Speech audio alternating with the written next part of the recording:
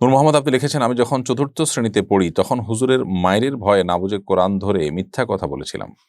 তখন আমি ছোট ছিলাম, তেমন কিছুই বুঝতাম না। এখন করণীয় কি?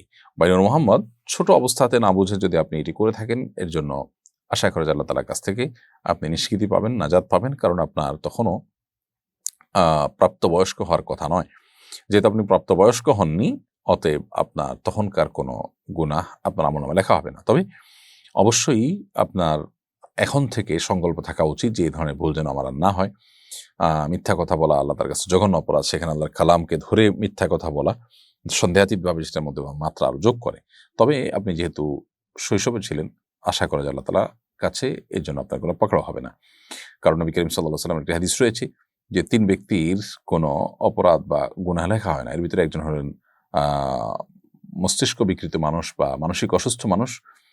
তিনি সুস্থ হওয়ার আগ পর্যন্ত যা করেন তার জন্য কোনো আমল লেখা হয় না। আরেকজন হলো ঘুমন্ত ব্যক্তি, যিনি ঘুম থেকে জাগার আগ পর্যন্ত ঘুমের মধ্যে স্বপ্নের মধ্যে কোনো অন্যায় করলে সেটার জন্য তার দায় নাই। আর আরেকজন হলেন শিশু, প্রাপ্তবয়স্ক হওয়া বা বালেগ হওয়ার আগ পর্যন্ত কোনো গুনাহ করলে বা কোনো পাপ করলে তার জন্য আল্লাহর কাছে কোনো জবাবদিহিতা নেই।